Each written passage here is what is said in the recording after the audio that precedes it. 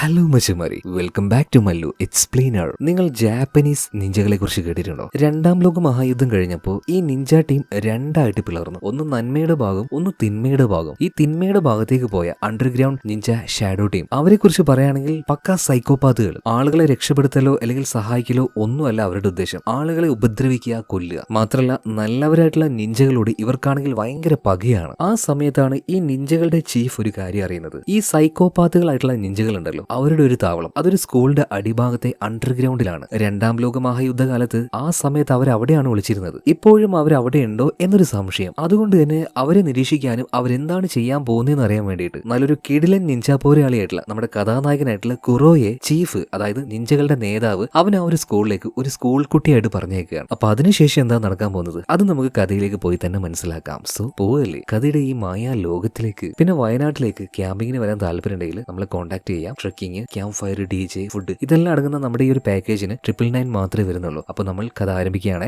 സിനിമയുടെ ആരംഭത്തിൽ ഒരു വോയിസ് ഓവറിലൂടെയാണ് ആരംഭിക്കുന്നത്. ജപ്പാനെ കുറിച്ച് നിങ്ങൾക്കറിയാലോ, നിഞ്ചകളുടെ നാടാണ് ജപ്പാൻ. എന്നാൽ പുറം ലോകം അറിയാതെ ഒളിവിൽ കഴിയുന്ന, അതായത് തന്റെ വ്യക്തിത്വം മറിച്ചുകൊണ്ട് കഴിയുന്ന ഒരുപാടധികം നിഞ്ചകൾ ഇന്ന് ജപ്പാനിലുണ്ട്. അത് ഏകദേശം 2 ലക്ഷത്തിന് മുകളിൽ വരും. സാധാരണക്കാരുടെ ഇടയിൽ വളരെ സാധാരണക്കാരായി തന്നെ അവരുടെ കൂടെ ഇടപഴകി ജീവിക്കുന്ന ഒരുപാട് നിഞ്ചകൾ ഇപ്പൊ അവിടെയുണ്ട്. അതുപോലെ ഈ നിഞ്ചകൾ എന്ന് പറഞ്ഞാൽ നമ്മൾ വിചാരിക്കുന്നതിനേക്കാൾ ഡേഞ്ചർ ആയിട്ടുള്ള ആൾക്കാരാണ്. ഇതിനുശേഷം ഈ കഥയിലെ ഒരു പ്രധാന ക്യാരക്ടർ ആയിട്ടുള്ള സുസുക്കിയെ കാണിക്കാം. അവളിപ്പോ ഒരു മഞ്ഞപ്പത്രക്കാരൻ, അയാളുടെ കീഴിൽ ഒരു സ്ക്രിപ്റ്റ് റൈറ്റർ ആയിട്ട് വർക്ക് ചെയ്യുന്നുണ്ട് കേട്ടോ. അയാൾ പറയുന്ന ഏകദേശം എല്ലാ പണിയും അവൾ എടുക്കണം. വലിയ ഇഷ്ടമൊന്നുമില്ല അവൾക്ക് ഈ ഒരു ജോലി ചെയ്യാനായിട്ട്. ഈ സമയത്താണ് സുസുക്കിയുടെ ഫോണിലേക്ക് ഒരു നോട്ടിഫിക്കേഷൻ വരുന്നത്. അപ്പോൾ തന്നെ അവളുടെ ബോസിനോട് അവളൊരു കാര്യം പറയാണ്, ബോസേ ഇനി കാര്യങ്ങളൊക്കെ ബാക്കി നാളെ ചെയ്യാം, ഞാൻ ഇപ്പൊ പോവാന്ന് പറഞ്ഞിട്ട് അവള് നേരെ പുറത്തേക്ക് ഇറങ്ങുകയാണ്. ഇപ്പോഴാണ് നമുക്കൊരു കാര്യം മനസ്സിലാക്കുന്നത്, ഈ സുസുക്കി ഉണ്ടല്ലോ അവളും ഒരു നിഞ്ചയാണ്. പക്ഷെ ഹൈ റാങ്കിലുള്ള ഒരു നിഞ്ചയൊന്നുമല്ല, കുറച്ച് ലോ റാങ്കിലുള്ള നിഞ്ചയാണ്. അവളുടെ ഫോണിലേക്ക് ഇപ്പോൾ ഒരു ലൊക്കേഷനും അതുപോലെ തന്നെ ഒരു മിഷനും വന്നിട്ടുണ്ട്. സോ അത് തീർക്കാൻ വേണ്ടിയിട്ട് അങ്ങോട്ടേക്കാണ് അവൾ പോകുന്നത്. എന്തായാലും ആ ലൊക്കേഷനിലേക്ക് ഇപ്പൊ സുസുക്കി പോയ സമയത്ത് അവിടെ ഒരു റഷ്യക്കാരൻ ഉണ്ടായിരുന്നു. ഇവരെ പോലെ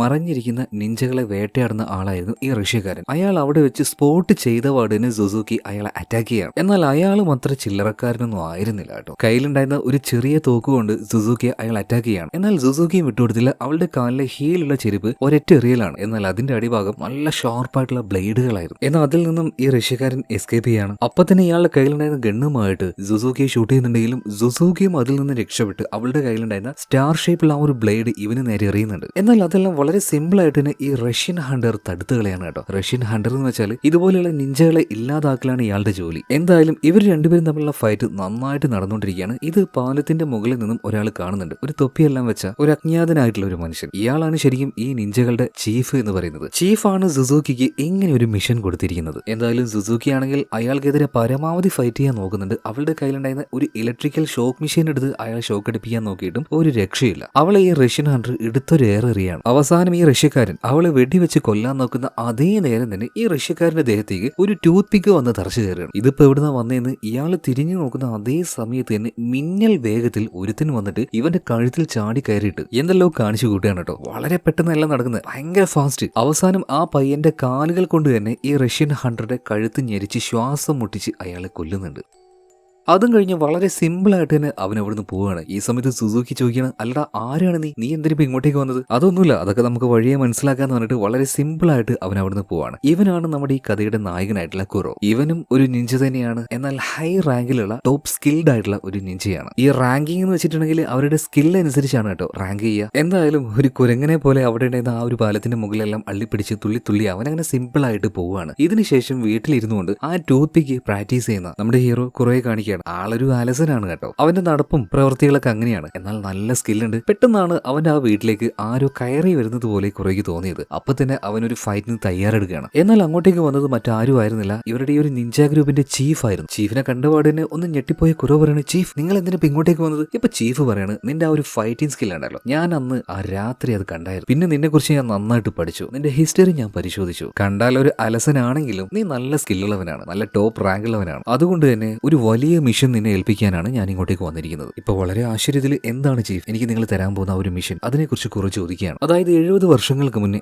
രണ്ടാം ലോക മഹായുദ്ധം അവസാനിച്ചു. അതിനുശേഷം നമ്മുടെ കൂട്ടത്തിൽ നിന്നും കുറച്ചധികം നിഞ്ചകൾ നമ്മളുമായിട്ട് തെറ്റിപ്പിരിഞ്ഞു പോയി. അവരെ വിളിക്കുന്നത് അണ്ടർഗ്രൗണ്ട് നിഞ്ചകൾ എന്നാണ്. നമ്മുടേതായ യാതൊരു നിയമമോ റൂൾസോ ഒന്നും അവർ ഫോളോ ചെയ്യാറില്ല. ബേസിക്കലി എല്ലാം ഭ്രാന്തന്മാരാണ്, സൈക്കോ ആണ്. സാധാരണക്കാരെ ഉപദ്രവിക്കുന്നതിലും കൊല്ലുന്നതിലും അവർ ഹരം കണ്ടെത്താറുണ്ട്. നമ്മുടെ ഒരു നിഞ്ച ഗ്യാങ് ഗവൺമെന്റുമായി ചേർന്നുകൊണ്ട് പല കാര്യങ്ങളൊക്കെ ചെയ്യുന്നില്ലേ, ഇവർക്ക് ഇതൊന്നും ഇഷ്ടമില്ല. അതുകൊണ്ട് തന്നെ നമ്മളോട് അവർക്ക് പകയാണ്. മറഞ്ഞിരുന്ന് നമ്മുടെ ഓരോ നിഞ്ചാസിനെയും കണ്ടെത്തി കൊല്ലുന്നതാണ് ഇപ്പൊ അവരുടെ ഹോബി. ഇപ്പൊ കുറെ ചോദിക്കുകയാണ് ചീഫ്, ഇവിടെ ഇപ്പൊ ഞാൻ എന്ത് ചെയ്യാനാണ്, എനിക്ക് എന്ത് ചെയ്യാൻ പറ്റും? അപ്പോഴാണ് ചീഫ് ഒരു കാര്യം പറയുന്നത്. അതായത് ഈ ലോകമഹായുദ്ധം കഴിഞ്ഞ സമയത്ത് അണ്ടർഗ്രൗണ്ട് നിഞ്ചാസ് അവര് നേരെ പോയത് അവിടെ തന്നെ ഉണ്ടായിരുന്ന ഒരു ആർമി സ്കൂളിലേക്കായിരുന്നു. പുറത്തുനിന്ന് നോക്കുമ്പോൾ അത് സ്കൂളാണെങ്കിലും അതിന്റെ അടിഭാഗത്തായിട്ട് വലിയ വലിയ ടണലുകളുണ്ട്. അവിടെയായിരുന്നു അവർ മറഞ്ഞിരുന്നത്. എന്നാൽ ഇന്നത്തെ കാലത്ത് അതൊരു സാധാരണ സ്കൂളാണ്. എന്നാൽ ഇപ്പോഴും അണ്ടർഗ്രൗണ്ട് നിഞ്ചാസ് അവിടെ ഉണ്ടോ എന്ന് എനിക്കൊരു സംശയമുണ്ട്. ആ സ്കൂളുമായി ബന്ധപ്പെട്ട് അവർക്ക് എന്തൊക്കെയോ ചില ബന്ധങ്ങളുണ്ട്. സോ നീ ഒരു സ്റ്റുഡന്റ് ആയി നേരെ ആ സ്കൂളിലേക്ക് പോകണം, അവരെ കുറിച്ചുള്ള വിവരങ്ങൾ അറിയണം. അതുപോലെ തന്നെ അവരെന്തോ കാര്യമായിട്ട് പ്ലാൻ ചെയ്യുന്നുണ്ട്. അതിനു മുന്നേ അതെന്താണെന്ന് നീ മനസ്സിലാക്കണം, അതെനിക്ക് പറഞ്ഞു തരണം. പിന്നീട് ഒരു പെട്ടി നമ്മുടെ കുറയ്ക്ക് കൊടുത്തിട്ട് ചീഫ് അവിടുന്ന് പോവാണ്. ചീഫ് പോയ പാട് തന്നെ അവൻ ആ ഒരു പെട്ടി തുറന്നു നോക്കുന്നുണ്ട്. അതിലൊരു സ്കൂൾ യൂണിഫോം ഉണ്ടായിരുന്നു, അതുപോലെ തന്നെ മറ്റൊരു ഡ്രസ്സ് കൂടെ ഉണ്ടായിരുന്നു കേട്ടോ. അതിപ്പോ കുറവ് ധരിക്കുകയാണ്. അതിനൊരു പവർ ഉണ്ട്, അതിട്ട് കഴിഞ്ഞാൽ നമ്മൾ ഇൻവിസിബിൾ ആകും. ആ സ്യൂട്ട് കൺട്രോൾ ചെയ്യാനായിട്ട് ഒരു റിമോട്ട് ഉണ്ട് കേട്ടോ. സോ അതെല്ലാം വെച്ച് കുറവ് ഇങ്ങനെ ആ സ്യൂട്ട് ടെസ്റ്റ് ചെയ്തുകൊണ്ടിരിക്കണം. അവന്റെ കണ്ണിന്റെ ഭാഗം അതുപോലെ തന്നെ കൈകളുടെ ആ ഒരു ഭാഗം ഇത് മാത്രമേ സ്യൂട്ട് ഇട്ട് കഴിഞ്ഞാൽ കാണാൻ കഴിയുള്ളൂ, ബാക്കിയെല്ലാം ഇൻവിസിബിൾ ആണ്. പിന്നീട് അതെല്ലാം അവിടെ വെച്ച് പിറ്റേ ദിവസം അവന്റെ ചീഫ് പറഞ്ഞതുപോലെ ആ സ്കൂളിലേക്ക് ചേരാൻ വേണ്ടി കുറവ് പോവുകയാണ്. ഒരു സാധാരണ സ്കൂൾ കുട്ടിയെ പോലെ ഡ്രസ്സ് എല്ലാം ധരിച്ച് നേരെ സ്കൂളിന്റെ അടുത്തേക്ക് ചെന്നു. എന്നാൽ അവിടെ എത്തിയപ്പോഴാണ് കുറവ് ആ ഞെട്ടിക്കുന്ന രഹസ്യം മനസ്സിലാക്കുന്നത്. ഈ സ്കൂളിൽ കയറാൻ അഡ്മിഷൻ കിട്ടണമെങ്കിൽ ഇവിടെ ഒരു എൻട്രൻസ് എക്സാം ഉണ്ട്, അത് എഴുതി പാസ്സാവണം. കുറെ ആകെ ഞെട്ടിപ്പോയി. വേണമെങ്കിൽ ഒരു 10 എണ്ണത്തിന് അന്റാർട്ടിക്കയിൽ വരെ പോയിട്ട് കൊല്ലാം, വേണമെങ്കിൽ ഒരു 20 എണ്ണത്തിന് അങ്ങ് ഹിമാലയ വരെ അടിച്ച് തുരത്തി ഓടിക്കാം. പക്ഷേ ഒരു 5 മിനിറ്റ് ഈ സ്കൂളിലെ ആ ഒരു എക്സാം എഴുതാൻ അത് മാത്രം എന്നെ കൊണ്ട് പറ്റില്ലല്ലോ ദൈവമേ, ഇനിയിപ്പോ എന്താ ചെയ്യാ? ഇതെങ്ങാനും പറ്റില്ല എന്ന് പറഞ്ഞിട്ട് തിരിച്ചു പോയാൽ ചീഫിന്റെ വായിന്ന് നല്ലത് കേൾക്കും ചെയ്യും. അപ്പൊ എന്ത് ചെയ്യണം എന്നറിയാതെ നമ്മുടെ കുറവ് അവിടെ അങ്ങനെ നിൽക്കുകയാണ്. ഈ സമയത്താണ് സ്കൂളിലേക്ക് ചേരാൻ വേണ്ടി ഒരു പുതിയൊരു പെൺകുട്ടി വരുന്നത്. അവളും നമ്മുടെ കുറേ പോലെ തന്നെ എക്സാം എഴുതണല്ലോ, ഇനിയിപ്പോ എന്താ ചെയ്യാന്ന് പറഞ്ഞാൽ ആ ഒരു ടെൻഷനിൽ നിൽക്കുകയാണ്. ആ പെൺകുട്ടിയുടെ പേര് നോയിച്ചി നാട്ടോ. എന്നാൽ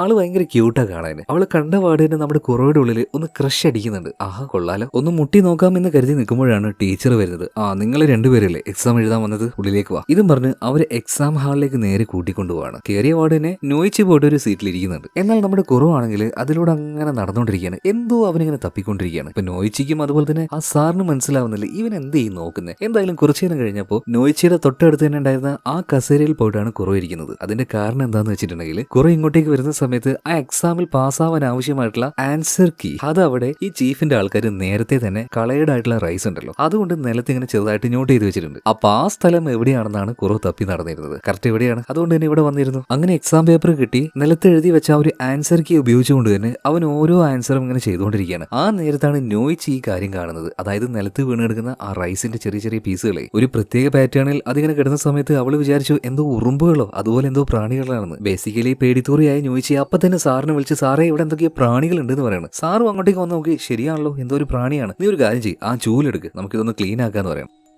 അങ്ങനെ ചൂലെടുക്കാനായിട്ട് നോയിച്ച് നേരെ അലമാരിയുടെ അടുത്തേക്ക് പോകണം. അപ്പൊ തന്നെ കുറേക്ക് പണി മനസ്സിലായി. ഇതെങ്ങാനും അവര് തൂത്ത് കളഞ്ഞാല് ഇനി ആൻസർ എഴുതാൻ ഞാൻ എവിടെ പോകും, ഒരു ചുണ്ണാക്കും അറിയൂല. അതുകൊണ്ട് തന്നെ കുറവ് ഒരു ചെറിയ വിദ്യ എടുക്കുകയാണ്. അവന്റെ റബ്ബർ താഴേക്ക് ഇട്ട് അത് എടുക്കുന്നത് പോലെ കുനിഞ്ഞ് അവന്റെ കയ്യിലുണ്ടായിരുന്ന ആ ഒരു സ്ട്രോ അത് വെച്ചാണല്ലോ അവൻ ആ ഒരു ടൂത്ത് പിക്ക് എല്ലാവരുടെയും ദേഹത്തേക്ക് അടിക്കാറ്. സോ ആ ട്രിക്ക് ഇപ്പോൾ നോയിച്ചിയുടെ ദേഹത്ത് ഉപയോഗിക്കുകയാണ്. ദേഹത്ത് എന്ന് പറഞ്ഞാൽ എക്സാക്ട്ലി പിന്നാമ്പുറത്ത്. അപ്പൊ ബേക്കിൽ എന്തോ തട്ടിയപാട് തന്നെ നോയിച്ച് അയ്യോ എന്ന് പറഞ്ഞിട്ട് തിരിഞ്ഞു നോക്കുകയാണ്. നോക്കുമ്പോൾ അവിടെ ടീച്ചർ ഉണ്ട്. ടീച്ചറെ ഇനി നിങ്ങളായിട്ടാണോ? അപ്പൊ തന്നെ ആകെ പേടിച്ചു പോയ ടീച്ചർ പറയണം, മോളെ ഞാനൊന്നും ചെയ്തിട്ടില്ല, ഞാനിതാ ഇവിടെയാ നിൽക്കുന്നത്, നീ ഇത് ഷൂട്ട് ചെയ്ത് റീൽസ് ആയിട്ടൊന്നും അപ്ലോഡ് ചെയ്യല്ലേ, കാരണം ഇതാണല്ലോ ഇപ്പോഴത്തെ ട്രെൻഡ്, ഞാനൊന്ന് ജീവിച്ച് പോയിക്കോട്ടെ മോളെ എന്ന് പറയാണ്. നീ ചൂലെടുക്കണ്ട, ഞാൻ തന്നെ എടുത്ത് ക്ലീൻ ആക്കിക്കോളാന്ന് പറഞ്ഞിട്ട് സാറ് പോയിട്ട് അത് എടുത്തുകൊണ്ട് വന്നിട്ട് ക്ലീൻ ആക്കാൻ നിൽക്കുമ്പോൾ കുറേക്ക് മനസ്സിലായി ഇത് പണിയാണല്ലോ, ഒരു രക്ഷയില്ല, ഇനി 19ാമത്തെ അടവ് അത് എടുക്കുക തന്നെ. അവനിപ്പോ വാള് എടുക്കും എന്ന് വിചാരിച്ച് നിൽക്കുമ്പോഴാണ് അവന്റെ ആ ഒരു 19ാമത്തെ അടവ് എന്താണെന്ന് മനസ്സിലായത്. ഒന്നും നോക്കിയില്ല, അവൻ ഇരുന്നങ്ങോട്ട് മുള്ളുകയാണ് പെയിന്റില്, അത് താഴേക്ക് ഒലിച്ചു പോകുന്നുണ്ട്. എന്നിട്ട് അവിടെ വെച്ച ഒരു ആക്ടിങ്ങും തേങ്ങി കറിയാണ്.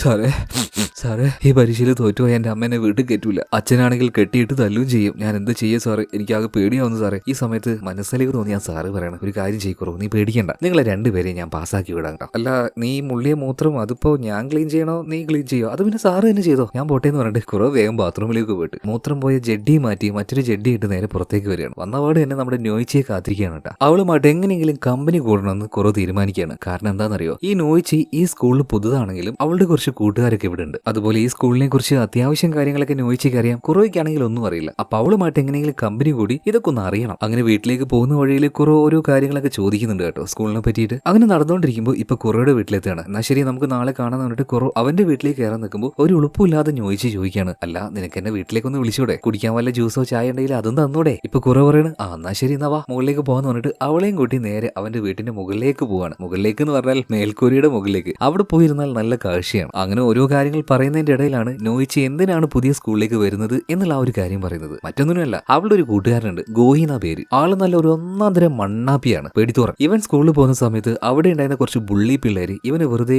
അടിക്കും. അപ്പൊ അത് പേടിച്ച് അവനിപ്പോ സ്കൂളിൽ പോകാറില്ല. അപ്പൊ അവനൊന്ന് സഹായിക്കാൻ വേണ്ടിയിട്ടാണ് ഞാൻ ഇപ്പൊ സ്കൂളിലേക്ക് വന്ന് ചേർന്നിട്ടുള്ളത്. കുറോ സത്യം പറഞ്ഞാൽ എനിക്കറിയില്ല അവിടെ പോയിട്ട് എന്താ ചെയ്യേണ്ടതെന്ന്. അപ്പൊ നീ എന്നെ ഹെൽപ്പ് ചെയ്യില്ലെന്ന് ചോദിക്കുമ്പോൾ കുറോ പറയണ തീർച്ചയായിട്ടും ഞാൻ നിന്നെ ഹെൽപ്പ് ചെയ്യാം. അതുപോലെ കുറോ മറ്റൊരു കാര്യം ചോദിക്കുന്നുണ്ട്, നോയിച്ചി നിനക്ക് ആ സ്കൂളിനെ കുറിച്ച് വേറെ എന്തെങ്കിലും അറിയുന്നത്? അപ്പൊ നോയിച്ചി ആ കാര്യങ്ങൾ പറയാൻ തുടങ്ങുകയാണ്. എടാ നമ്മൾ വിചാരിക്കുന്നത് പോലെയല്ല ഒരു സ്കൂള്. ഇപ്പൊ കാണുമ്പോൾ പുതിയ മോഡേൺ ആയിട്ടുള്ള ഒരു സ്കൂളാണെങ്കിലും പണ്ട് അവിടെ പല കാര്യങ്ങളും നടന്നിട്ടുണ്ട്. അതിന്റെ ഒരു ഉദാഹരണം എന്താന്ന് വെച്ചാൽ ഈ സ്കൂളിന്റെ അടിഭാഗത്തായിട്ട് ഒരുപാട് ടണലുകൾ ഉണ്ടെന്ന് പറയുന്നത് കേട്ടിട്ടുണ്ട്. എന്നാൽ ഇപ്പൊ അതൊന്നും ആരും യൂസ് ചെയ്യുന്നില്ല കേട്ടോ. ഇപ്പോഴാണ് കുറോ അവന്റെ ചീഫ് പറഞ്ഞ ആ ഒരു കാര്യം ആലോചിക്കുന്നത്. അതായത് അണ്ടർഗ്രൗണ്ട് നിഞ്ചാസ് അവര് മിക്കവാറും അവിടെ തന്നെ ആയിരിക്കും ഒളിച്ചിരിക്കുന്നുണ്ടാവുക. മിക്കവാറും അതായിരിക്കണം അവരുടെ താവളം. ജസ്റ്റ് ഒരു ഗസ് മാത്രമാണ്, ഉറപ്പിച്ച് പറയാൻ കഴിയില്ല. എന്തായാലും അവിടെ പോയിട്ടൊന്ന് പരിശോധിക്കണം. പിന്നീട് കുറവ് പറയണേ, എന്തായാലും കുറച്ച് നേരമായില്ലേ, നീ നിന്റെ വീട്ടിലേക്ക് പോയിക്കാന്ന് പറയണം. എന്നാൽ ശരി നാളെ കാണാന്ന് പറഞ്ഞിട്ട് അവള് പതിയെ നടക്കാൻ നോക്കുന്ന സമയത്ത് ആ ഓടിന്റെ സൈഡിൽ ചവിട്ടി ഒന്ന് തെന്നി പോവാണ്. ശിവനേ എന്ന് പറഞ്ഞ് താഴേക്കൊരു പോക്കാണ്. വളരെ എളുപ്പത്തിൽ താഴെ എത്തി. എന്നാൽ അതിനു മുന്നേ തന്നെ കുറവ് എന്ത് ചെയ്തെന്ന് അറിയോ? അവളുടെ കൂടെ തന്നെ എടുത്ത് ചാടി അവളെ പിടിച്ച് അവനാണ് ഇപ്പൊ താഴേക്ക് വന്ന് അടിക്കുന്നത്. എന്നാൽ അവന്റെ പുറത്തിന് യാതൊരു കുഴപ്പവും പറ്റിയില്ല കേട്ടോ. കാരണം ചീഫ് കൊടുത്ത സ്യൂട്ട് അവൻ എപ്പോഴും ധരിച്ചിട്ടാണ് നടക്കാറ്. അതിലുണ്ടായിരുന്ന ആ ഒരു സേഫ്റ്റി ബലൂൺ പെട്ടെന്ന് പുറത്തേക്ക് വന്നതുകൊണ്ട് തന്നെ കുറയ്ക്കൊന്നും പറ്റിയില്ല. എന്നാൽ താഴേക്ക് വീണുന്ന ആ ഒരു ഷോക്കില് അവള് കരഞ്ഞായിരുന്നല്ലോ, എന്ന് പറഞ്ഞിട്ട് ആ വായി ഇപ്പൊ അങ്ങനെ തന്നെ ആയി പോവാണ്. എന്തായാലും നമ്മുടെ കുറോയ്ക്ക് പറ്റിയ കമ്പനി തന്നെ നല്ല ധൈര്യമുള്ള പെൺകുട്ടിയാ. എന്തായാലും കുറെ തന്നെ അവളെ അവളുടെ വീട്ടിലേക്ക് ആക്കി കൊടുക്കുകയാണ്. ഇത് കഴിഞ്ഞ് തിരിച്ചു വരുന്ന വഴിക്കാണ് കുറവ് ഒരു കാര്യം കാണുന്നത്. ഒരുത്തൻ ചുമരിനോട് ചേർന്ന് ഇരുന്നുകൊണ്ട് വളരെ കാര്യമായിട്ട് എന്തോ ചെയ്തുകൊണ്ടിരിക്കുകയാണ്. അവന്റെ കയ്യിൽ ഒരു റിമോട്ട് ഉണ്ടായിരുന്നു. ആ റിമോട്ട് വെച്ച് അവനൊരു ഡ്രോൺ കൺട്രോൾ ചെയ്തിട്ട് വളരെ സീരിയസ് ആയിട്ടുള്ള ഒരു കാര്യം ചെയ്തുകൊണ്ടിരിക്കുക. നമ്മളെ നാട്ടില് ഈ ഞരമ്പന്മാരൊക്കെ സ്ത്രീകൾ കുളിക്കുമ്പോൾ എത്തി നോക്കുകയാണെങ്കിൽ ഈ ജപ്പാനിലെ ഞരമ്പന്മാരൊക്കെ ഡ്രോൺ ഉപയോഗിച്ചാണ് വിഷ്വൽസ് ഒക്കെ കാണുന്നത്. അപ്പൊ അത് ചെയ്യുന്ന പയ്യനെ നമ്മുടെ കുറോയ്ക്ക് എവിടെയോ കണ്ടതുപോലെ അവൻ തന്നെ നോയിച്ചിയുടെ കൂട്ടുകാരനായിട്ടുള്ള ഗോയി. ആളി പേടിത്തൊണ്ടനാണെങ്കിലും ഞരമ്പിന്റെ അസുഖം ചെറുതായിട്ടുണ്ട് എന്നാ തോന്നുന്നു. ഇപ്പൊ നോയിച്ചി ആ ഒരു ഇൻവിസിബിൾ സ്യൂട്ട് അത് ഓണാക്കാണ്. അവന്റെ കയ്യിൽ ഒരു ഷോക്ക് അടിപ്പിക്കുന്ന മെഷീൻ ഉണ്ടായിരുന്നു. പതിയെ ഈ ഗോയുടെ അടുത്തേക്ക് ചെന്നിട്ട് അവന്റെ ദേഹത്ത് ചെറുതായിട്ടൊന്ന് തൊട്ട് കൊടുക്കുകയാണ്. ആളപ്പം തന്നെ പേടിച്ച് ബോധം കിടന്നുണ്ട് കേട്ടോ. പിന്നീട് ഈ ഗോയ്ക്ക് ബോധം വരുന്ന സമയത്ത് കുറോയുടെ വീട്ടിലാണ് അവനുള്ളത്. അതുപോലെ തന്നെ അവൻ ഒളിഞ്ഞു നോക്കിയ ആ ആന്റിയും അവരുടെ ഹസ്ബൻഡ് അവിടെ ഉണ്ട്. ബോധം വന്ന പാട് തന്നെ ആന്റിയാണല്ലോ കാണുന്നത്. അപ്പൊ തന്നെ ആശാന് നാണം ഭയങ്കരമായിട്ട് അവിടെ കിടന്ന് കൊഞ്ചി കുഴയാണ്.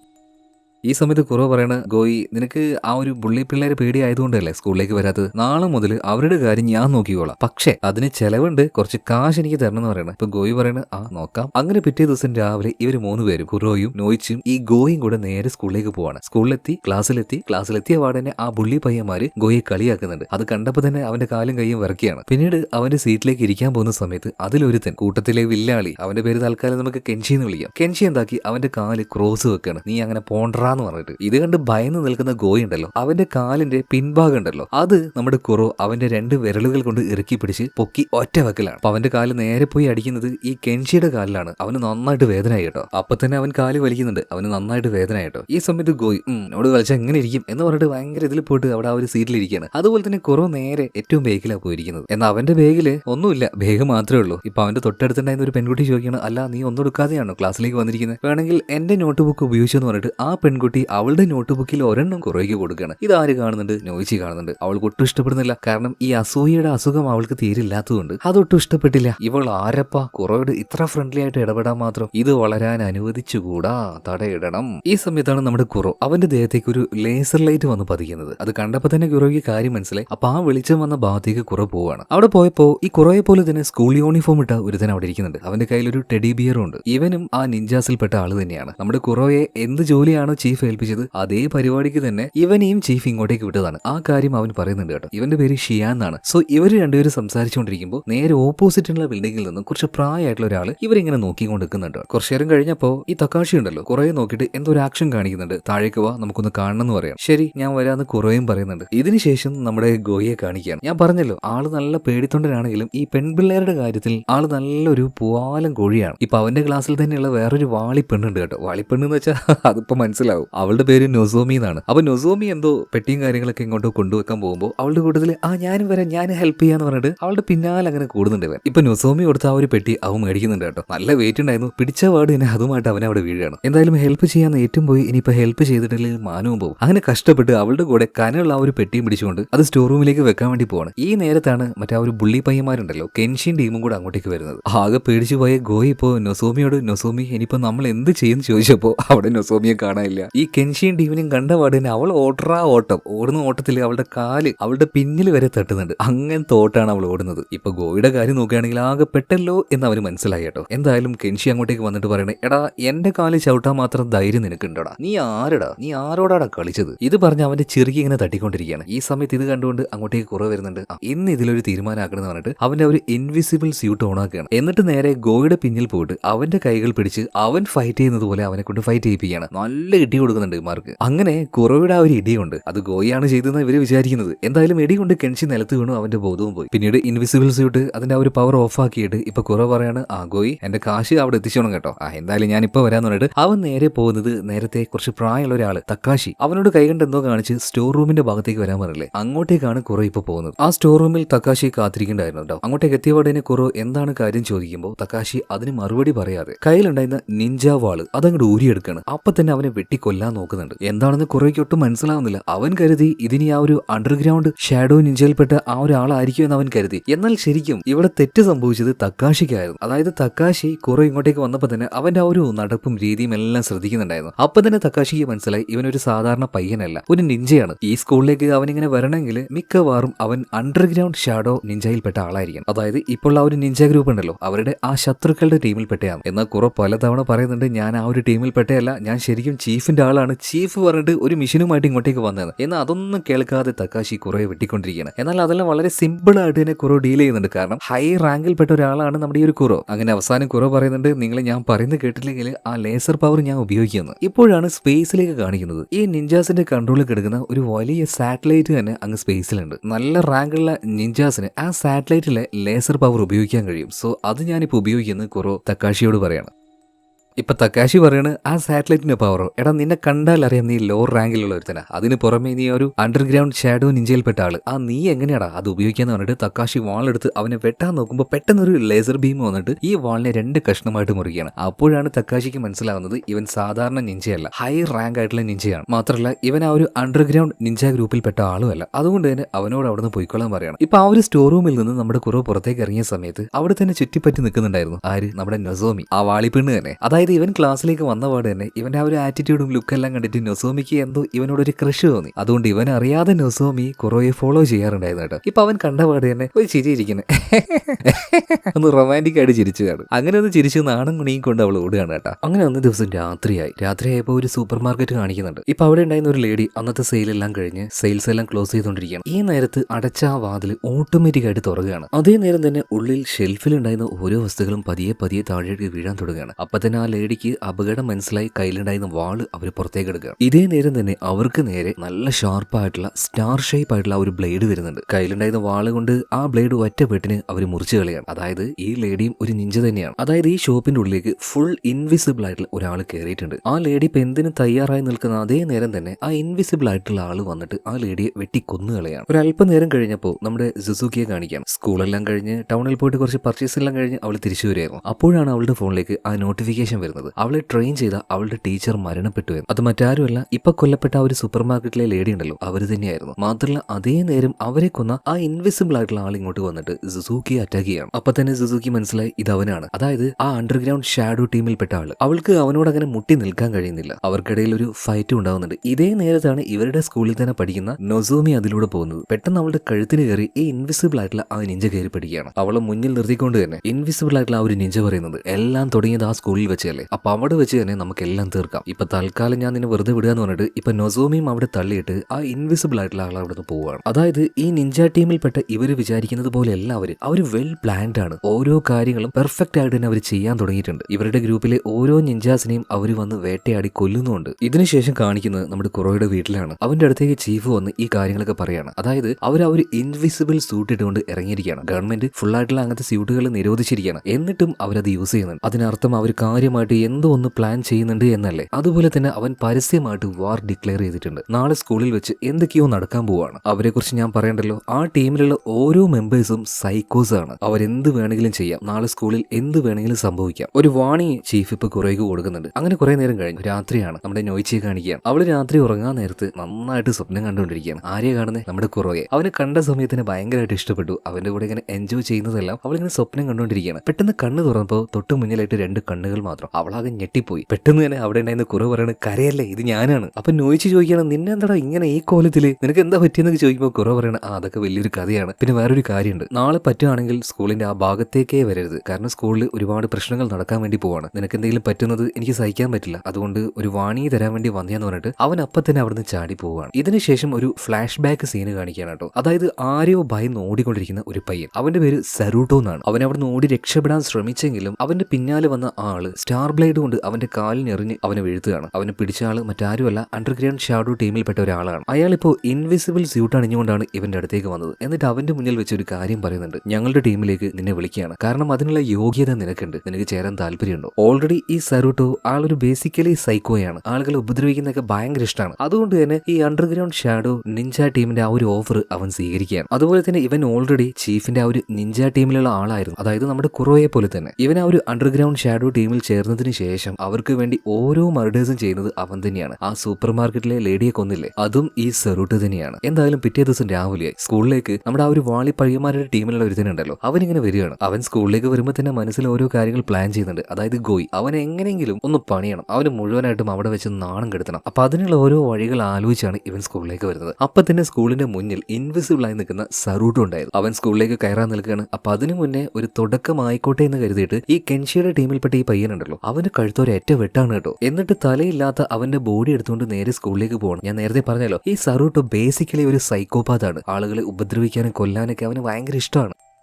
ഇതേ സമയം തന്നെ സ്കൂളിലേക്ക് നമ്മുടെ നോയിച്ചിയും വന്നിട്ടുണ്ട്. അവളോട് വരണ്ട എന്ന് കുറോ പറഞ്ഞെങ്കിലും അവൾ വന്നിട്ടുണ്ട് കേട്ടോ. അവൾ വന്നിട്ട് അവിടെ കുറേ അവനെ തപ്പി നോക്കി, എവിടെയും കാണാത്തതുകൊണ്ട് തന്നെ നമ്മുടെ ഒരു തെക്കാശി അപ്പാപ്പനുണ്ടല്ലോ, അപ്പാപ്പന്റെ അടുത്തേക്ക് ചെന്നിട്ട് കുറോയെ കണ്ടോ എന്ന് ചോദിക്കുകയാണ്. മാത്രമല്ല ഇന്ന് എന്റെ അടുത്ത് സ്കൂളിൽ വരണ്ടെന്ന് അവൻ പറഞ്ഞിട്ടുണ്ട്. അപ്പൊ തന്നെ തെക്കാശിക്ക് മനസ്സിലായി ഇന്ന് സ്കൂളിൽ എന്തോ ഒന്ന് സംഭവിക്കാൻ പോവാണ്. അതുകൊണ്ട് തന്നെ തെക്കാശി നോയിച്ചിയുടെ കയ്യിൽ ചെറിയൊരു ബോക്സ് കൊടുത്തിട്ട് പറയാണ്, ഇനി കുറോയെ എവിടെയെങ്കിലും വെച്ച് കാണുകയാണെങ്കിൽ നീ ഈ പെട്ടി അവന്റെ കയ്യിൽ ഏൽപ്പിക്കണം എന്ന് പറയാം. ഇതേ നേരം തന്നെ സറൂട്ടോ തലയില്ലാത്ത ആ പയ്യന്റെ ബോഡി കൊണ്ടുവന്നിട്ട് ക്ലാസ്സിലേക്ക് ഒരൊറ്റ ഏറാണ്. ഇത് കണ്ട് എല്ലാവരും പേടിച്ചോടുന്ന സമയത്ത് ഒരു കരുണയില്ലാതെ ആ കുട്ടികളെ സറൂട്ടോ വെട്ടിക്കൊന്നുകൊണ്ടിരിക്കുകയാണ്. അപ്പൊ അവരുടെ ശബ്ദമെല്ലാം കേട്ട് തൊട്ടപ്പുറത്തെ ക്ലാസ്സിലുണ്ടായിരുന്ന സുസൂക്കി അങ്ങോട്ടേക്ക് വരുന്നുണ്ട്. അവനോട് ഫൈറ്റ് ചെയ്യാൻ തയ്യാറായിട്ട് തന്നെയാണ് വന്നിരിക്കുന്നത്. ഇപ്പൊ സുസൂക്കി പറയുന്നുണ്ട്, നിനക്ക് നാണമില്ലടാ, മറഞ്ഞിരുന്നുകൊണ്ട് മുഖം കാണിക്കാതെ പോരാടാനായിട്ട് ധൈര്യം ഉണ്ടെങ്കിൽ നിന്റെ മുഖം കാണിക്കടാന്ന് പറയാം. ഇപ്പൊ സറൂട്ടോ അവന്റെ ആ ഒരു മുഖം മൂടി ഊരി കാണിക്കുകയാണ്. അത് കണ്ട് സുസൂക്കി ആകെ ഞെട്ടിപ്പോയി കേട്ടോ. കാരണം ഇവർക്ക് നേരത്തെ അങ്ങോട്ടും ഇങ്ങോട്ടും അറിയാം. അതായത് ഈ സറൂട്ടോയ്ക്ക് അവളോട് ഭയങ്കര ഇഷ്ടമായിരുന്നു കേട്ടോ. അപ്പൊ അവന്റെ ഇഷ്ടം അവളോട് തുറന്നു പറഞ്ഞു. എന്നാൽ ഇവന്റെ ഈ പ്രാന്തൻ സ്വഭാവം കാരണം സുസൂക്കി അവന് ഇഷ്ടമില്ല എന്ന് പറഞ്ഞായിരുന്നു. അന്ന് മുതൽ തന്നെ അവന്റെ ആ ഒരു പ്രാന്ത് ഇരട്ടിയായി എന്ന് പറയാം. മാത്രമല്ല സുസൂക്കിയോടും പെൺകുട്ടികളോടും കുട്ടികളോടും ഒക്കെ വല്ലാത്തൊരു പകയായിരുന്നു അതിന്റെ ശേഷം. ഇപ്പൊ സറൂട്ടോ സുസൂക്കിയോട് പറയണം, ഇന്നലെ രാത്രി വേണമെങ്കിൽ എനിക്ക് നിന്നെ അവിടെ വെച്ച് കൊല്ലായിരുന്നു, പക്ഷേ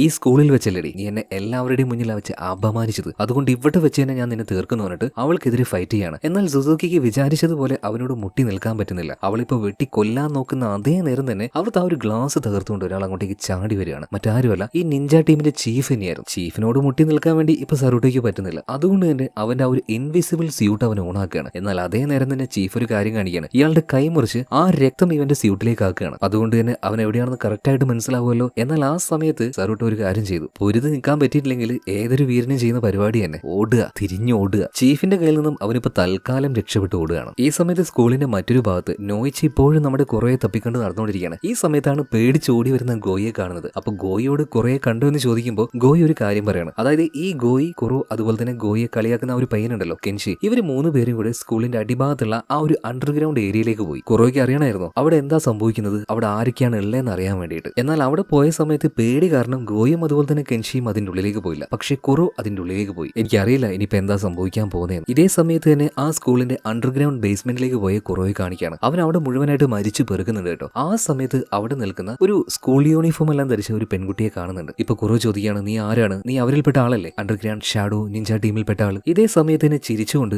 ആ പെണ്ണിപ്പോ കുറെ നോൽക്കാണ്. ആ പെണ്ണ് മറ്റാരുമല്ല, നമ്മൾ ഇത്രയും നേരം പേടിത്തൊണ്ടിയാണ്, വാളിപ്പെണ്ണാണ്, വെറും വട്ടുകേസാണെന്ന് വിചാരിച്ച നൊസോമി ഉണ്ടല്ലോ, അവള് തന്നെയായിരുന്നു. കുറോയോടുള്ള ഇഷ്ടം കൊണ്ടൊന്നുമല്ല നൊസോമി പലതവണ അവന്റെ അടുത്തേക്ക് വന്നത്. അവൻ എന്താ ചെയ്യുന്നതെന്ന് നോക്കാൻ വേണ്ടി മാത്രമാണ് വന്നത്. മാത്രമല്ല ഈ ഒരു അണ്ടർഗ്രൗണ്ട് ഷാഡോ ടീമിലേക്ക് ആളെ കൂട്ടുന്ന പ്രധാനിയായിട്ടുള്ള ഒരു ഏജന്റ് ആണ് ഈ നൊസോമി. പിന്നെ പ്രാന്തിന്റെ കാര്യത്തിൽ സറൂട്ടോയേക്കാൾ ഒരു ഇച്ചിരി മുകളിലാണ് ഈ നൊസോമി. ഒരു സൈക്കോപാത്ത്. അവളുടെ ആ ഒരു ആറ്റിറ്റ്യൂഡും ആ ചിരിയും കണ്ടാലറിയാം. അവളെ മനസ്സിലാക്കിയ കുറോ ഒട്ടും താമസിച്ചില്ല കേട്ടോ. എത്രയും പെട്ടെന്ന് അവളുടെ കഥ തീർക്കാൻ പറ്റുമെങ്കിൽ അത്രയും പെട്ടെന്ന് തന്നെ തീർക്കാം. അതിനായിട്ട് വാളം കൊടുക്കുന്നില്ല. അവന്റെ കയ്യിൽ ചെറിയൊരു ബോംബ് ഉണ്ടായിരുന്നു. അതെടുത്ത് അവൾക്ക് നേരെ ഒറ്റ കയറാണ്. ആ ബോംബ് അവിടെ വെച്ച് പൊട്ടുന്നുണ്ട്. എന്നാൽ ഈ പെണ്ണുണ്ടല്ലോ നൊസോമി, അവൾക്കൊന്നും സംഭവിച്ചില്ല. ഇപ്പൊ നോക്കുമ്പോൾ അവിടുത്തെ ചുമരില് ഈ പല്ലിയെ കള്ളി പിടിച്ചു നിൽക്കില്ലേ, അതുപോലെ ആ ചുമരില് ഒറ്റ വിരലുമായിട്ട് അവൾ അങ്ങനെ നിൽക്കുകയാണ്. അതിലൂടെ മനസ്സിലാക്കാം ഒരു ഫസ്റ്റ് റാങ്കിൽപ്പെട്ട ഒരാൾ തന്നെയായിരുന്നു ഈ നൊസോമി, അതായത് നിഞ്ചകളുടെ കൂട്ടത്തില്. പിന്നെ എങ്ങനെയോ തല തിരിഞ്ഞു പോയി. പിന്നീട് അവളെ പിടിക്കാനായിട്ട് ഈ ഇലക്ട്രിക്കൽ ഷോക്ക് വയറൊക്കെ കുറോ യൂസ് ചെയ്യുന്നുണ്ടെങ്കിലും അതെല്ലാം സിമ്പിൾ ആയിട്ട് തന്നെ ഈ നൊസോമി തടുക്കുകയാണ്. മാത്രമല്ല കുറോയെ എടുത്ത് വലിച്ചെറിയുന്നുണ്ട്. ഇതേ സമയത്ത് തന്നെ സ്കൂളിലൂടെ സറൂട്ടോ എങ്ങനെയെങ്കിലും രക്ഷപ്പെടണം എന്ന് കരുതിയിട്ട് പുറത്തേക്ക് കടക്കാൻ നിൽക്കുമ്പോൾ പെട്ടെന്ന് ചെന്ന് പെട്ടത് ഷിയാന്റെ മുന്നിലേക്കാണ്. അതായത് ആ ഒരു ടെഡി ബിയറുമായിട്ട് നടക്കുന്ന ആ പയ്യനുണ്ടല്ലോ, അവന്റെ മുന്നിൽ തന്നെ. അവനും അത്യാവശ്യം റാങ്കുള്ള ഒരു നിഞ്ച തന്നെയാണ്. പിന്നെ അവിടെ വെച്ച് ഇവർ രണ്ടുപേരും അങ്ങോട്ടും ഇങ്ങോട്ടും ഏറ്റുമുട്ടാൻ തുടങ്ങുകയാണ്. എന്നാൽ പോരാട്ടത്തിൽ കള്ളം കാണിക്കുന്ന ഈ സറൂട്ടോ അപ്പൊ തന്നെ അവന്റെ ഇൻവിസിബിൾ സൂട്ട് ഓണാക്കുകയാണ് കേട്ടോ. അതുകൊണ്ട് തന്നെ ഇപ്പോ ഈ ഷിയാൻ അവനെ കാണാൻ കഴിയുന്നില്ല. എല്ലാം ഷിയാൻ അവിടെ വെച്ചൊരു കാര്യം ചെയ്യുന്നുണ്ട്. അവന്റെ ബ്ലേഡ് ഉപയോഗിച്ച് അവിടെ ഉണ്ടായിരുന്ന എല്ലാ ചില്ലും പൊട്ടിച്ച് നിലത്തേക്കാക്കുകയാണ്. അതുകൊണ്ട് തന്നെ അതിന്റെ മുകളിലൂടെ നടക്കുന്ന സറൂട്ടയെ അവന് അറിയാൻ കഴിയും കേട്ടോ. സോ അങ്ങനെ അവനോട് അറ്റാക്ക് ചെയ്യാണ്. മാത്രമല്ല ഷിയാന്റെ കയ്യിലുണ്ടായിരുന്ന ആ ഒരു ടെഡി ബിയർ, അതിൽ നിന്നും വരുന്ന ആ ഒരു ലേസർ ലൈറ്റ്, അത് വെച്ച് തന്നെ കറക്റ്റ് ആയിട്ട് അവനെ സ്പോട്ട് ചെയ്യാണ്. ഇപ്പൊ സറൂട്ടയ്ക്ക് മനസ്സിലായി ഇവനോട് മുട്ടി നിൽക്കാൻ പറ്റില്ല. അതുകൊണ്ട് അവിടെ ഓടുകയാണ് ടെറസിന്റെ മുകളിലേക്ക്. വിടാതെ തന്നെ ഷിയാനും അവന്റെ പിന്നാലെ പോകുന്നത്. എന്നാൽ ഒരു ഘട്ടത്തിൽ സറൂട്ടയ്ക്ക് മനസ്സിലായി ഇവനെ കൊല്ലാതെ രക്ഷപ്പെടാൻ പറ്റില്ല. സറൂട്ട എന്താക്കി അവന്റെ ആ ഒരു ഇൻവിസിബിൾ സ്യൂട്ട് അത് ഊരി വലിച്ചെറിയാണ്. പിന്നീട് അവനായിട്ട് പോരാടുകയാണ്. ഇതിനിടയിൽ ഷിയാന്റെ വാള് പൊട്ടിപ്പോകുന്നുണ്ട്. പൊട്ടിയ ആ ഒരു വാളുമായിട്ട് അവന് നന്നായിട്ട് പോരാടാനും പറ്റില്ല. എന്നാലും സറൂട്ടയുമായിട്ട് പരമാവധി പിടിച്ചു നിൽക്കുന്നുണ്ട്. ഒരു ഘട്ടത്തിൽ അവനെ കൊല്ലാനായിട്ട് സറൂട്ടോ അവന്റെ വാള് അവന്റെ കഴുത്തിലേക്ക് പ്രസ് ചെയ്യുന്ന അതേ നേരം തന്നെ സറൂട്ടയുടെ പിന്നിൽ നിന്നും ഒരു വലിയ വാള് കുത്തി കയറാണ് അവന്റെ വയറ്റിലേക്ക്. നോക്കുമ്പോൾ ആരാണ്? നമ്മുടെ ചീഫായിരുന്നു. അതായത് ഈ പ്രാന്തമാരെയൊക്കെ കണ്ടാൽ വെച്ചോണ്ടിരിക്കുന്ന പരിപാടിയില്ല, ഒറ്റയടിക്ക് തീർത്തു കളയും. ഇതേ നേരം അണ്ടർഗ്രൗണ്ടിൽ വെച്ച് കുറോയും അതുപോലെ തന്നെ നൊസോമിയും ഫൈറ്റ് ചെയ്തുകൊണ്ടിരിക്കുകയാണ്. അവളുമായിട്ട് മുട്ടി നിൽക്കാൻ കുറോയ്ക്ക് പറ്റുന്നില്ല. കാരണം അവളുടെ കയ്യിൽ നല്ലൊരു വാളുണ്ട്. അതുപോലൊരു വാള് ഇപ്പൊ കുറോയുടെ കയ്യിലില്ല. ഇപ്പൊ കുറോ ചോദിക്കുന്നുണ്ട്, നിനക്കൊക്കെ എന്താ വേണ്ടത്, എന്താണ് നിങ്ങളുടെയൊക്കെ പദ്ധതി എന്ന്. ഈ സമയത്ത് നൊസോമി പറയണത്, ഞങ്ങൾക്ക് പ്രത്യേകിച്ചൊന്നും വേണ്ട, നിങ്ങൾ എല്ലാത്തിനെയും ഞങ്ങൾ തീർക്കും. അതിനുവേണ്ടി മറിഞ്ഞിരിക്കുന്ന നിങ്ങളുടെ കൂട്ടത്തിലുള്ള എല്ലാത്തിനെയും ഞങ്ങൾ കണ്ടുപിടിക്കും. അതുപോലെ നിങ്ങളുടെ സാറ്റലൈറ്റ് അതും ഞങ്ങൾ നശിപ്പിക്കും. ഞങ്ങളുടെ ഒരു ഏജന്റ് ഓൾറെഡി സ്പേസ് സ്യൂട്ടും ധരിച്ചുകൊണ്ട് നേരെ നിങ്ങളുടെ സാറ്റലൈറ്റിലേക്ക് പോയിട്ടുണ്ട്. അയാൾ അവിടെ വെച്ച് എല്ലാ ഡീറ്റെയിൽസും ശേഖരിക്കും. നിങ്ങൾ ഓരോരുത്തരെയും ഇല്ലാതാക്കും. പിന്നെ ദാണ്ടെ ഈ സ്കൂള്, ഇവിടെ ഒളിച്ചിരിക്കുന്ന നിങ്ങളുടെ ഒരുപാട് നിഞ്ചാസ് ഉണ്ടല്ലോ, എല്ലാത്തിനെയും തീർക്കാനുള്ള പദ്ധതി ഞങ്ങളുടെ കയ്യിലുണ്ട്. സോ ഇപ്പൊ ആ ഒരു സാറ്റലൈറ്റിലേക്ക് പോയിട്ട് അവിടെയുള്ള ഡാറ്റാസ് എല്ലാം ഹാക്ക് ചെയ്തെടുക്കുന്ന ആ ആളെ കാണിക്കുകയാണ്. അധികം വൈകാതെ ഈ മിഷന്റെ കൺട്രോൾ അവന്റെ കയ്യിലേക്ക് വരും. അതുപയോഗിച്ച് ആ സ്കൂളിനെയും അതുപോലെ തന്നെ ബാക്കിയുള്ള നിഞ്ചാസിനെയും ഇത് വെച്ച് അവന് കൊല്ലാൻ കഴിയും. ഇതേ നേരം തന്നെ ഈ സാറ്റലൈറ്റിനെ നിയന്ത്രിക്കുന്ന ആ നിഞ്ചാസ് ഉണ്ടല്ലോ, അവർക്ക് അറിയുന്നില്ല ഇതെന്താ സംഭവിക്കുന്നത്, ഇത് ആര് ഇതിനെ കൺട്രോൾ ചെയ്യുന്നത്. അതായത് കൺട്രോൾ ഇവരുടെ കയ്യിൽ നിന്ന് വിട്ടുപോയി കഴിഞ്ഞാൽ അത് സെൽഫ് ഡിസ്ട്രക്റ്റീവ് ആകുന്ന രീതിയിൽ ഒരു മോഡിലേക്ക് അവരതിനെ മാറ്റുന്നുണ്ടെങ്കിലും അവർ വിചാരിക്കുന്നത് പോലെ കാര്യങ്ങൾ നടക്കുന്നില്ല. ഇതേ നേരം തന്നെ കുറോയ്ക്ക് നല്ലൊരു ആയുധം ഇല്ലാത്തത് കൊണ്ട് തന്നെ ഈ നൊസോമിയുമായിട്ട് മുട്ടി നിൽക്കാൻ പറ്റുന്നില്ല. ആ സമയത്താണ് നോയിച്ചി അങ്ങോട്ടേക്ക് വരുന്നത്. അവൾ വന്ന പാടിനെ തക്കാഷി അപ്പൂപ്പൻ കൊടുത്ത ആ ഒരു ചെറിയ പെട്ടിയുണ്ടല്ലോ, അത് കുറോയ്ക്ക് കൊടുക്കുകയാണ്. കുറോ അതിപ്പോ തുറന്നു നോക്കിയ സമയത്ത് അതിനുള്ളിൽ ചെറിയൊരു മോതിരായിരുന്നു. ഒരു ആന്റിനെ പോലെയായിരുന്നു ആ ഒരു മോതിരം. അത് അവൻ ധരിച്ച പാടിനെ അത് ആക്റ്റീവ് ആണ്. ഈ നേരത്ത് ചെറിയൊരു ഡ്രോൺ അങ്ങോട്ടേക്ക് പയ്യെ വരുന്നുണ്ട്. അതിൽ അവന് വേണ്ട ഒരു വെപ്പൺ ഉണ്ടായിരുന്നു കേട്ടോ, നല്ലൊരു ഒന്നാം തരം സാമുറായി വാളുകൻ. അത് വെച്ച് പിന്നീട് കുറോ ഈ നൊസോമിയുമായിട്ട് പോരാടുന്നുണ്ട്. ഇപ്പോ ഒപ്പത്തിനൊപ്പമാണ് പോരാട്ടം, എന്നിട്ടും അവളെ തോൽപ്പിക്കാൻ കഴിയുന്നില്ല. ഇപ്പൊ കുറെ കാര്യങ്ങൾ കുറോ ഇങ്ങനെ ആലോചിച്ച് നോക്കുകയാണ്. അങ്ങനെ പോരാടിയാൽ ഈ സ്റ്റെപ്പിൽ പോയാൽ അവളെ കൊല്ലാൻ കഴിയും. പക്ഷെ എങ്ങനെ പോയാലും നൊസോമി അവനെ കൊല്ലും എന്ന ആ ഒരു കാൽക്കുലേഷനിലൂടെ അവനൊരു കാര്യം മനസ്സിലാക്കി അവൻ അവസാനം ഒരു തീരുമാനം എടുക്കുകയാണ്. ഒരു പ്രത്യേക ടൈപ്പിൽ അവളുടെ അടുത്തേക്ക് ചെന്ന് ഫൈറ്റ് ചെയ്ത് അവളുടെ വയറ്റിലേക്ക് ആ വാള് കുത്തി കയറ്റുന്നുണ്ട് കേട്ടോ. എന്നാൽ ആ ഒരു മെത്തേഡ് ഉപയോഗിക്കുന്ന സമയത്ത് കുറോയ്ക്ക് നന്നായിട്ട് അറിയാം അവൻ അവളുടെ വയറ്റിൽ കുത്തുന്ന അതേ സമയത്ത് തന്നെ അവൾക്കും അതുപോലെ ചെയ്യാൻ കഴിയും. അതുപോലെ തന്നെ സംഭവിച്ചു. കുറോയുടെ വാള് അവളുടെ വയറ്റിലേക്ക് കയറിയപ്പോൾ നൊസോമിയുടെ വാൾ ഇപ്പൊ കുറോയുടെ വയറ്റിലേക്കും കഴിയും. എന്നാൽ പരിക്ക് കൂടുതൽ നൊസോമിക്കായിരുന്നു. അതുകൊണ്ട് തന്നെ അവൾ അവിടെ വെച്ച് മരിക്കുന്നുണ്ട്. എന്നാൽ കുറോ പരിക്കേറ്റ് നടക്കാൻ പോലും കഴിയാതെ അവിടെ വീണുപോയപ്പോൾ അങ്ങോട്ടേക്ക് നോയിച്ചി വന്ന് അവൻ അവിടെ നിന്ന് രക്ഷപ്പെടുത്തി പതിയെ കൊണ്ടുപോകുന്നുണ്ട്. ഇതേ നേരത്തെ തന്നെ ആ ഹാക്കർ ആ സാറ്റലൈറ്റിലേക്ക് പോയില്ലേ, അതിന്റെ കൺട്രോൾ മുഴുവനായി എടുത്തുകൊണ്ട് അതിൽ നിന്ന് ഭയങ്കര പവർഫുൾ ആയിട്ടുള്ള ഒരു ലേസർ ബീം സ്പേസിൽ നിന്നും ആ സ്കൂളിനെ ലക്ഷ്യമാക്കി അവൻ അടിക്കുകയാണ്. വലിയൊരു നാശം തന്നെ പിന്നീട് അവിടെ സംഭവിക്കുന്നുണ്ട്. അത്രയും പഴക്കമുള്ള ആ വലിയ ബിൽഡിംഗ് തകർന്ന് വീഴാൻ തുടങ്ങുകയാണ്. എങ്ങനെയൊക്കെയോ ആ ഒരു അണ്ടർഗ്രൗണ്ടിന്റെ അടിയിലൂടെ നോയിച്ചിയും കുറോയും കൂടെ പതിയെ പതിയെ വന്നുകൊണ്ടിരിക്കുകയാണ്. വേഗത്തിൽ വരാൻ കഴിയുന്നില്ല, കാരണം കുറോയ്ക്ക് പരിക്ക് പറ്റിയിട്ടുണ്ട്. അതുപോലെ തന്നെ സ്കൂളിലുള്ള കുറച്ചൊക്കെ പിള്ളേര് അതിന്റെ ഉള്ളിൽ നിന്ന് രക്ഷപ്പെട്ട് പുറത്തേക്ക് പോകുന്നുണ്ട്. ആ കൂട്ടത്തിൽ സുസുക്കിയും അവളുടെ ഒരു കൂട്ടുകാരിയും അതുപോലെ തന്നെ ഗോയിയൊക്കെ ഉണ്ടായിരുന്നു. അവര് രക്ഷപ്പെട്ട് ഇപ്പൊ പുറത്തേക്ക് വന്നു. അതുപോലെ തന്നെ കുറോയ്ക്ക് മനസ്സിലായി അവനിങ്ങനെ പതിയെ പോകുന്നത് കൊണ്ട് തന്നെ നോയിച്ചിയും അപകടത്തിൽ പെടുന്നു. അതുകൊണ്ട് അവന്റെ ആ ഒരു സ്യൂട്ട് എടുത്ത് അവൾക്ക് ഇട്ട് കൊടുക്കുകയാണ് കേട്ടോ. അതായത് എനിക്ക് എന്തെങ്കിലും പറ്റിയാലും നിനക്കൊന്നും പറ്റാൻ പാടില്ല എന്ന് പറഞ്ഞിട്ട് പിന്നീട് പതിയെ പതിയെ രക്തം പോയതുകൊണ്ട് തന്നെ അവന്റെ ബോധം അറിയാണ് നിലത്തേക്ക് അവൻ വീഴുന്നുണ്ട്. അധികം വൈകാതെ അവൻ മരണപ്പെടുകയാണ്. എന്നാൽ നോയിച്ചിക്ക് മരിച്ചുപോയ കുറേ അവിടെ ഒറ്റയ്ക്കാക്കി വരാൻ തോന്നില്ല കേട്ടോ. അവൾക്ക് ഒരുപാട് വിഷമാവുകയാണ്. ഇപ്പൊ അവൾ എന്ത് ചെയ്തു, മരിക്കുകയാണെങ്കിൽ ഞാനും അവന്റെ കൂടെ മരിക്കുന്നു പറഞ്ഞിട്ട് അവനെയും കെട്ടിപ്പിടിച്ച് അവിടെ കിടക്കുകയാണ്. അപ്പോഴേക്കും ആ ഒരു ബിൽഡിംഗ് എല്ലാം ഫുള്ളായിട്ട് തകർന്ന് താഴേക്ക് വീഴുന്നുണ്ട്. അങ്ങനെ അല്പനേരം കഴിഞ്ഞു. ഇപ്പൊ ആ ഒരു പൊടിപടലും കടയിൽ നിന്നും നോയിച്ച് എഴുന്നേൽക്കുന്നുണ്ട്. അവൾക്ക് പ്രത്യേകിച്ചൊന്നും പറ്റിയിട്ടില്ലായിരുന്നു. കാരണം കുറവ് കൊടുത്ത ആ ഒരു സ്യൂട്ട് കാരണം, അതിൽ നിന്ന് വന്ന ആ ഒരു എയർ ബാഗ് കാരണം അവൾക്കൊന്നും പറ്റിയില്ല. പക്ഷെ കുറവാണെങ്കിൽ പൂർണ്ണമായിട്ടും മരിച്ചിട്ടുണ്ടായിരുന്നു. നോയിച്ച് എന്തായാലും സേഫ് ആയിട്ട് തന്നെ ഇപ്പൊ പുറത്തേക്ക് എത്തുകയാണ്. എന്നാൽ ഒരൊറ്റ ദിവസം കൊണ്ട് ഇങ്ങനെയൊക്കെ സംഭവിക്കുന്നത് അവൾ സ്വപ്നത്തിൽ പോലും വിചാരിച്ചിട്ടുണ്ടായിരുന്നില്ല. കാരണം അവൾക്ക് ഈ നിഞ്ച അല്ലെങ്കിൽ അണ്ടർഗ്രൗണ്ട് ഷാഡോ ടീം